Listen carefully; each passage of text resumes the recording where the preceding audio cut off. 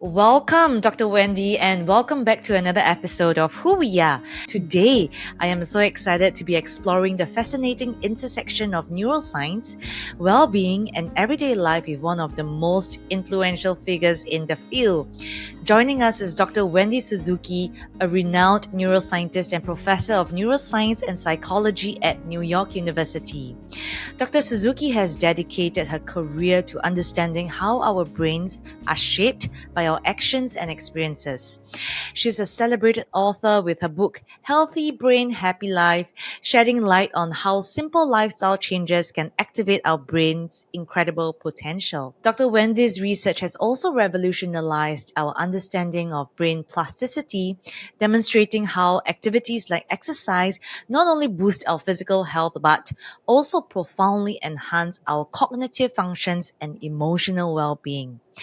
Today, we're going to learn more about the practical ways that we can harness the power of our brains to lead a happier, healthier, and more productive life. So, Dr. Wendy, welcome to the show. It's such an honor to have you with us today. Thank you so much, Rachel. It is such a pleasure to be here. And do you want to tell us first a little bit about the books that you've written? I see some books behind you too. Yes. These are the two books, and some of them are in different languages. So my first book was called Healthy Brain, Happy Life, and it was kind of I refer to it as a science memoir. It's kind of my journey through science and through this big kind of important change where I switched my research and I switched my life from studying parts of the brain important for memory, still very important, still fascinating to me. But this is really the story of how I came to know at a very personal level, the power of brain plasticity and how changing key elements in my life could actually improve my brain function. And I said, well, I need to study that. And it's the story of how I kind of changed my research program. And the second book is called Good Anxiety. And that came out about 3 years ago. And that one was inspired by an observation that I first made in my students that I teach at New York University. I was like, boy, anxiety levels, anxiety around tests, anxiety around what they're going to do with their lives. It's always a little high in college students, but boy, it was really going through the roof. This was before the pandemic, and we kind of forget what everybody's, mental state was like.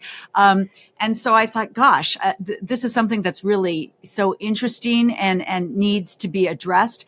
And then I kind of introspected and I realized it's not just the students that are more anxious. I feel I'm more anxious. I feel that my friends, my colleagues are also more anxious. And so that's what really pushed me to dive deep there. And then the pandemic happened, and we know that global anxiety levels went up. So I felt like I was in the right topic at the right time. It helped myself. It helped others get a deeper understanding that anxiety is not something to throw out to the curb. It is a normal human emotion.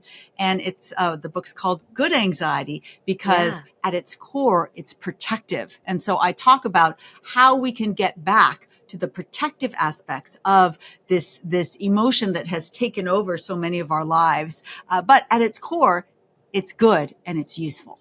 Wow.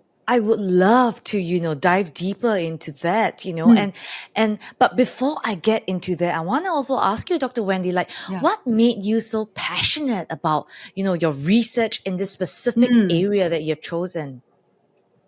I think that for so many of us, it is partially us. I mean, partially it just comes from my own personality, my own love of the study of the brain, which I've always had, but it also comes from our mentors and our advisors. And I had an extraordinary one that made me want to become a neuroscientist. I call her the Beyonce of neuroscientists. I mean, that's what she was like to me. Okay, it was the 80s. So she was like the Tina Turner of neuroscientists. And she was an extraordinary teacher. She was so clear. She had this love of the brain. In fact, the documentary that they made of her was called My Love Affair with the Brain, The Life and Science of Marian Diamond. And that was such a perfect title for her documentary. And I just saw somebody, and I was inspired by somebody that was herself so passionate about the brain and what we can learn from studying the structure of the brain. And she was actually the one who first brought this amazing capacity of brain plasticity, neuroplasticity to light. She discovered it in the 1960s at UC Wow. Berkeley, and that has become the cornerstone of why and how I've studied the brain. My core interest has been in brain plasticity because hers was the first classroom I walked into as a freshman at UC Berkeley. Amazing. So it's almost like you're paying it forward, Yes. especially for our generation today. And I would love to talk more about that because today we hear a lot more about brain plasticity more than Yeah. ever. So, Yeah. what is brain plasticity and how can we harness it to improve cognitive function, especially as we age? Yeah, sure. So that's such a great question. Let me start with the simple definition of brain plasticity. Brain plasticity is the amazing capacity of the adult brain. This happens in all of us adults listening here to this podcast. The ability of the adult brain to change and grow in response to the environment. It can grow in a positive way and get stronger and grow more, or unfortunately, what goes up can come down. Negative experiences, lots of stress, chronic anxiety, situations that cause PTSD can also use the principles of brain plasticity and decrease the size and the strength of certain brain areas. And so the study of brain plasticity is really about how can we harness what we know about it to make it go in that positive, good direction. And there are the one topic that I always start with, which is the topic of what I've studied for many years in my lab, is the effects of physical activity. Moving your body is one of the best, most powerful ways to give your brain positive brain plasticity, because moving your body actually, we know, can change the brain's anatomy in the positive way. It can grow physiology. It gets more responsive in certain brain areas, and function. Certain brain areas, particularly the hippocampus, important for memory, and the prefrontal cortex right behind the forehead, important for shifting and focusing your attention. Both of those areas, the functions get better. And there I go into the last question you asked is, how can we use brain plasticity to help us with aging? Well, important thing to understand is two of the most sensitive areas to aging. That is, these are the areas that start to change in the negative way with aging. Decline, most yeah. commonly, they decline, are the hippocampus that I just mentioned, important for memory, and the prefrontal cortex. So, you should be saying, so if I put your statements together logically, that exercise is building up the hippocampus and prefrontal cortex. And that's true. The longer and the more you do it, it's building up. And aging and neurodegeneration will bring it down. And that is true as well. So exercise is not going to cure dementia. It's not going to necessarily turn all the time, the clock back on aging. But the more you bring movement into your life, I'm not talking about triathlons. I'm talking about walking, aerobic walking, great for your brain.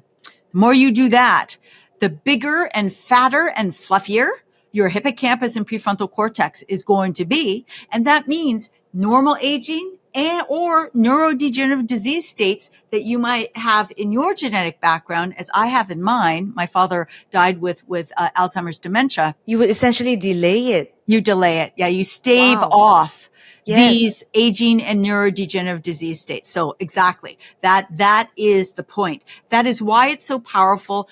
And I love it so much because I'm like, you don't have to go out and spend $99.99 to buy something. All you have to do is move more in your life, move more regularly. Walking is great. Anything we know, particularly the exercise that will boost the size of the hippocampus and prefrontal cortex, you need to get your heart rate up. Let me give you the best news first. Yes. So here's the answer to the question that I often get asked, which is, Wendy, I heard your message. It sounds great, but could you tell me the least amount of movement that I have to do to get any brain benefit? That would be really The helpful to me. baseline. What Yeah, what the is the baseline. least amount?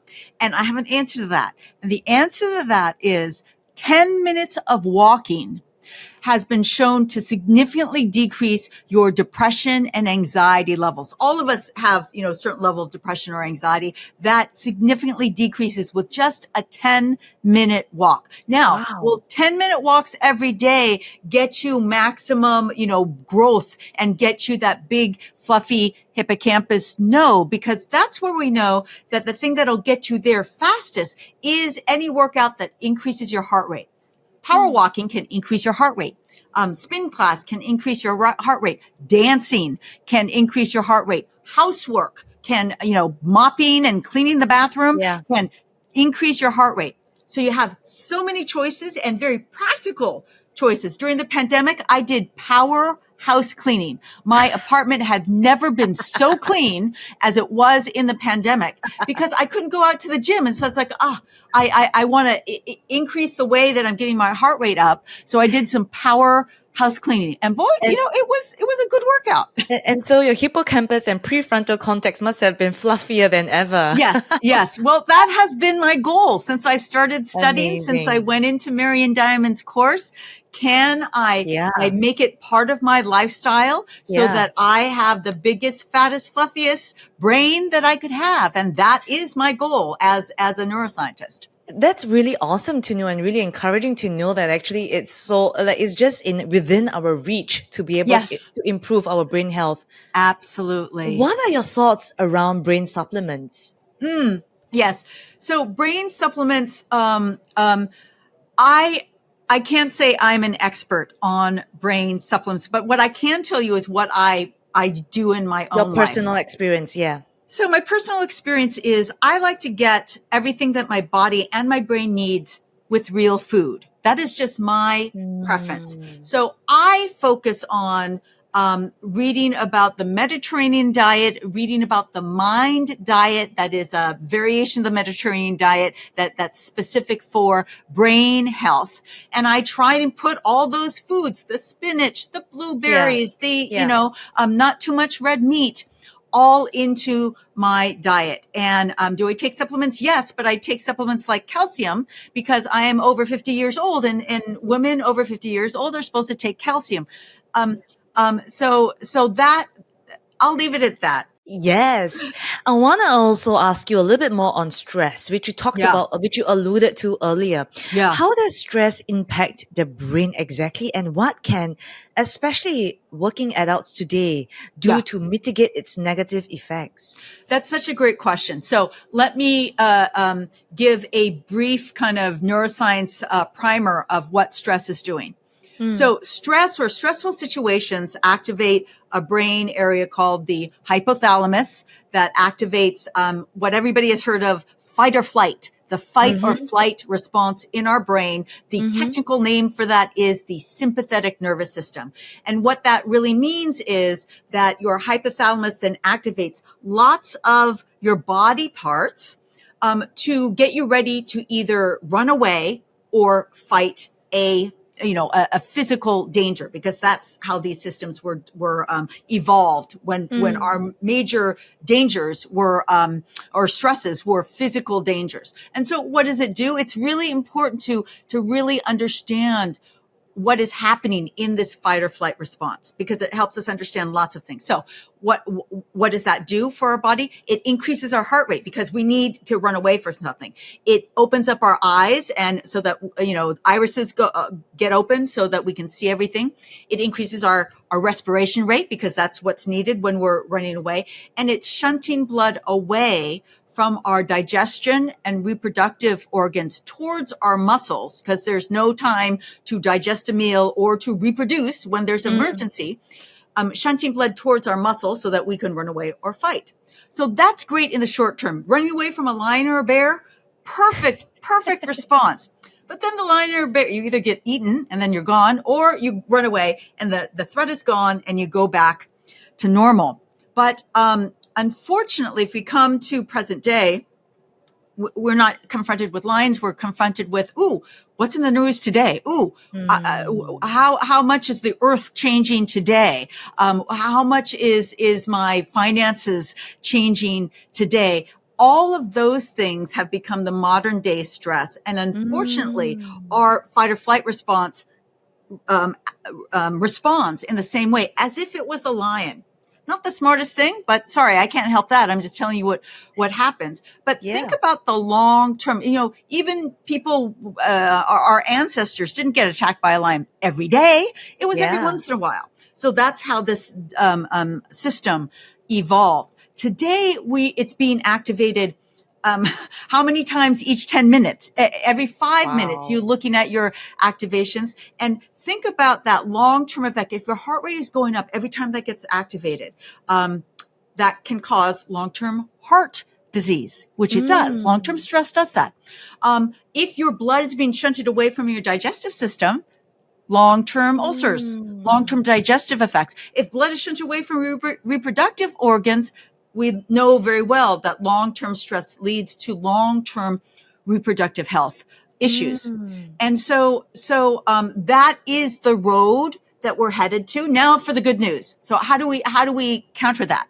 Well, the good news is equal and opposite to that fight or flight system is another system that everybody should know about, but it's not nearly as well known as fight or flight. It's called the rest and digest part of our nervous system. The technical term is parasympathetic nervous system, and also controlled by the hypothalamus, but activated in those weekend times when there's no lions, there's no notifications, we have a time to relax.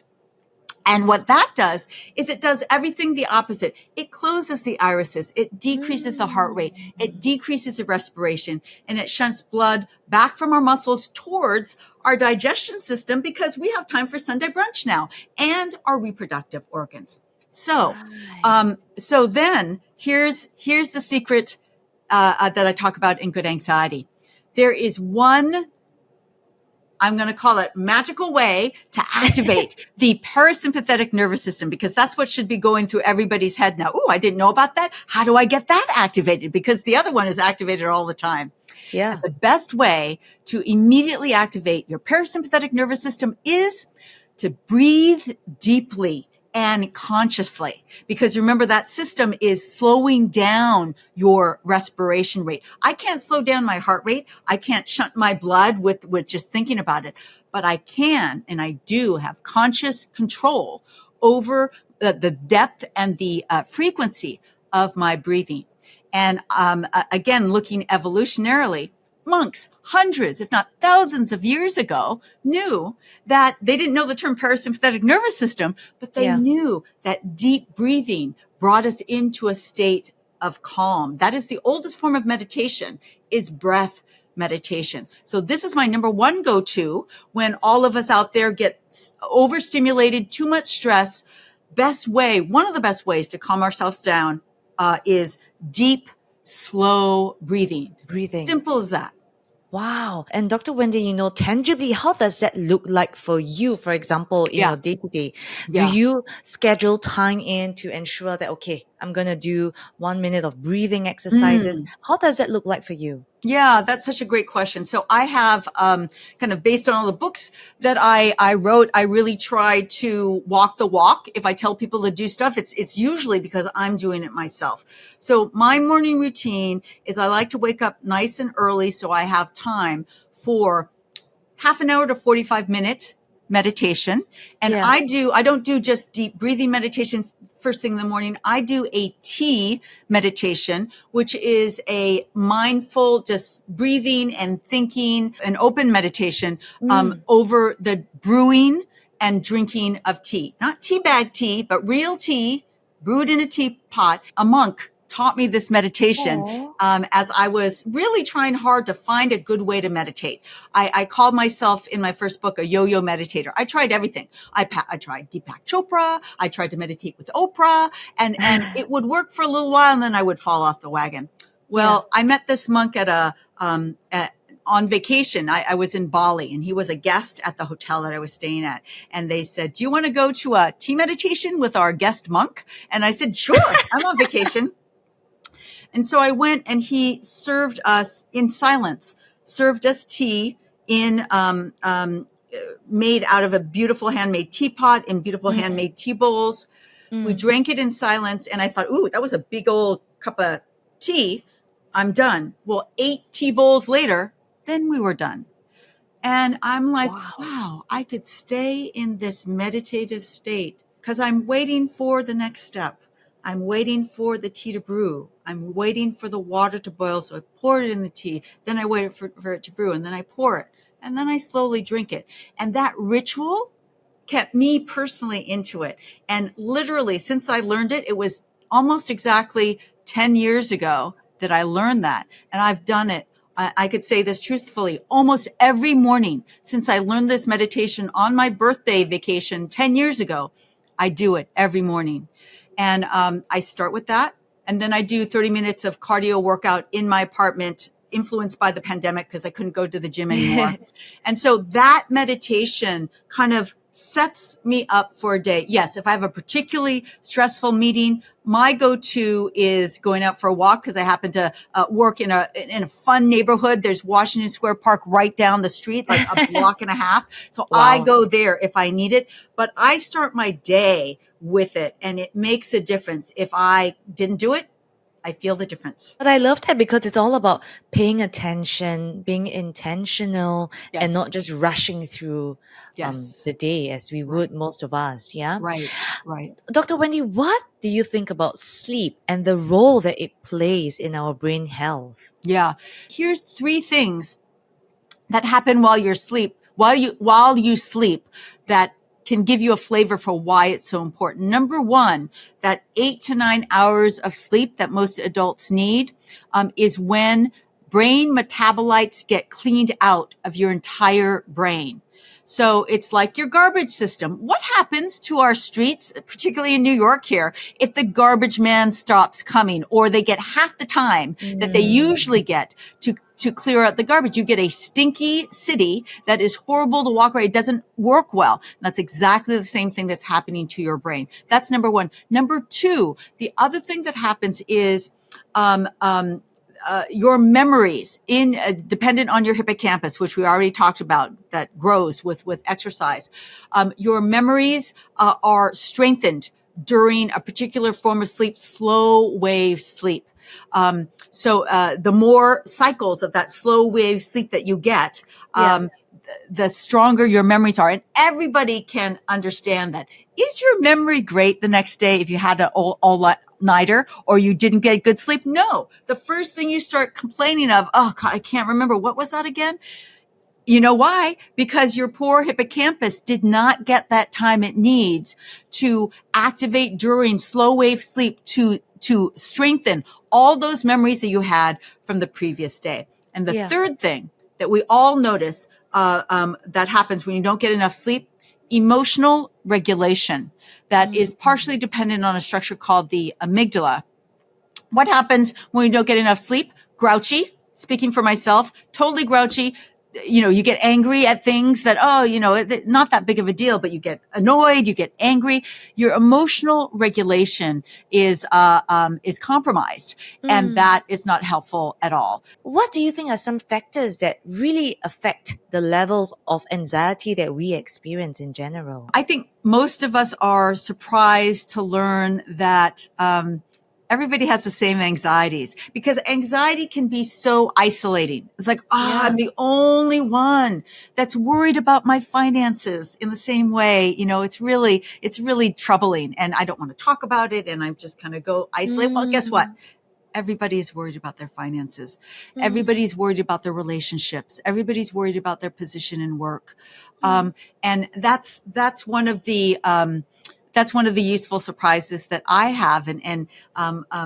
Because I'll say my favorite gift or superpower that comes from our own anxieties is the gift of empathy for each other. If you think you're the only one in the world that has these anxieties over work or or being afraid to speak up in a meeting, or being worried about how much money you're going to make or how much money you have for your kids' education. You don't invite in possible conversation, collaboration with others, and realizing that this is something that we all share, and therefore this is something that we could all help each other with. Yeah. That becomes a true gift of empathy and Right. compassion. But you have to realize that everybody in this meeting, even though they're masking it, is a little bit afraid to sound stupid to give their point. And what can you do to welcome whatever, conversation and take it as a effort to add to the conversation? That really changes the way that you approach meetings, and I think it changes the experience for others at that same meeting. It can be truly life changing for your immediate people group and family. Yeah. And for yourself as well, in your experience, what do you think are some practical strategies for dealing with anxiety that you have personally found effective, both, on a personal level and also scientifically? Yeah. So one that I write about a lot in the book is the power of mindset. It's really important for dealing with anxiety in general. And so, in fact, my whole title of my book, Good Anxiety, is an invitation to change your mindset about anxiety. Because I hear so much that, I have anxiety. Anxiety is, pulling things away from me. And in fact, the premise of the whole book is that anxiety is a normal human emotion that evolved to protect us. Can we get back to the protective aspect? And can you actually change your mindset that anxiety isn't this big old rock that we're carrying around our neck, dragging ourselves down, but in fact, it's there to protect us. And I don't know if in Singapore, the Pixar film Inside Out 2. Yes. So the second one just came out, and I highlight that one because that one has the new character of anxiety in it. The first one didn't have anxiety. And I talked about this on my Instagram, that the thing that Inside Out 2 got right about their character of anxiety is that they made the decision that little character living in Riley's brain loves Riley. All anxiety is trying to do is protect and help Riley. And so what does it do? He says, be careful of that. Did you think about that? What about that? Just trying to be protective in that way. And one can see that turns into, oh my God, I can't step out of my apartment because I'm so worried about everything. And that's the whole premise of Good Anxiety, trying to get back to the protective elements of anxiety. Having done such intense and deep research about our brain over the last few decades for yourself, Dr. Wendy, and knowing all that you know about the brain, what is your advice to parents? Yes. When it comes to raising kids and how the brain works. Yeah. So, to everything that we've just talked about, I'll tell the parents, sleep is important. Movement is important. Mindfulness is important. Quiet times, let's call it, for kids. And good nutrition is important. But I'll add a fifth one that's so critical for both adults and kids, but particularly for kids. And that is face-to-face social interaction. Why? Because as humans, our brains evolved to be in connection with each other. We are a social species, and there's so many parts of the brain that evolved just to be able to interpret what your facial expression says, and for you to interpret what mine is. And it doesn't work as well, even though it's wonderful that we can do this over Zoom. So we can be connected across thousands and thousands of miles. For kids growing up, do you want all your kids' interactions to be over Zoom and never in person? Of course not. There's so much more. I mean, we would, I think I would, well, I'm enjoying this interview so much. I think I would enjoy it even more if we could be in the same room. And so all of those 5 things that I just pointed out also helps us understand why too much phone use is not good for kids growing up, why it takes them away from social interactions. It takes them away from moving their body. It takes them away from good sleep, because too much screen time is actually detrimental to good sleep. And so all of that, I'm not saying anything controversial. There's so much data behind that, but so much good neuroscience around really what is the classic childhood. Play with each other, have play dates face to face with each other. Not too much sugar, not too much processed food, lots of good whole foods. And but get especially that socialization, that face-to-face playtime, and not nearly as much screen time on the phone is optimal for developing brains. Wow, that's really some great advice right there. And I also want to ask you, especially when it comes to kids, your advice for parents too, Dr. Wendy, when it comes to emotions and anxiety and how we can help develop or at least equip them with like self-regulation skills, especially while they go through life as well. Yeah.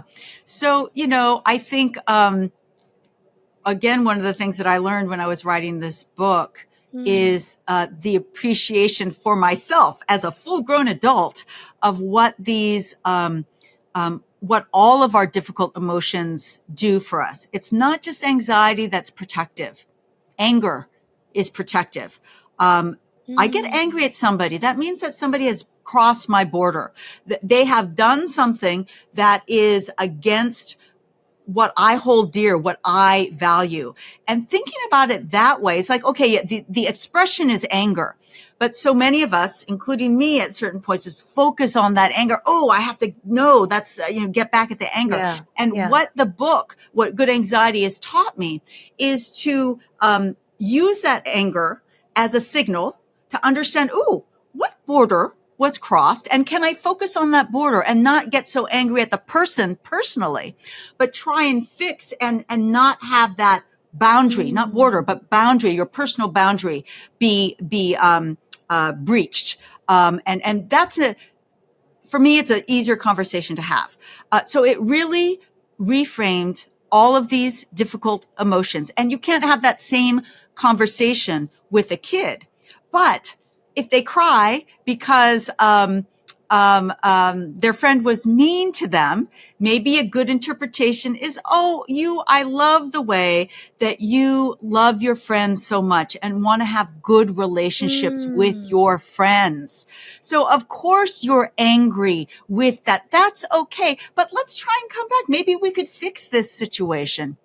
So using that and using, you have to believe in it yourself and use, if you're not regulating your own anger very well, it's hard to help your kids through that anger. But having gone through writing this and thinking about and reframing for myself, what those difficult emotions tell me, would be very informative to me if I was trying to help a young person get through their difficult emotions. And thank you for sharing your wisdom with us. I also wanted to ask you, Dr. Wendy, if someone were to ask you today, Dr. Wendy, why should I care about my brain health? Why should I care about taking care of my brain? What would you say to that person? I would say that, well, first I would remind them that, the human brain is literally the most complex structure known to humankind. So think about that for a second. More complex than spaceships going to Mars or whatever the fanciest thing that you could buy online. Each one of us has this precious thing, this brain. We don't understand how it works. And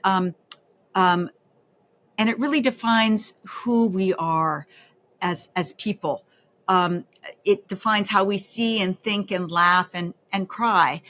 And so I would say that the way I think about my brain health is that I want to preserve myself and my cognitive ability to interact with the world that comes from my brain as long as possible. And neuroscience tells us tools that every single one of us can use, starting almost immediately. If I ask everybody to stand up, that's the first, step towards moving your body. We could all do it today and lead longer lives with our top cognitive function. And that's my wish for myself, and that's my wish for everybody out there. Wow. And if you could have a billboard down the streets of New York, what would your billboard say? What message would you put on the billboard? I would say, you have a beautiful brain.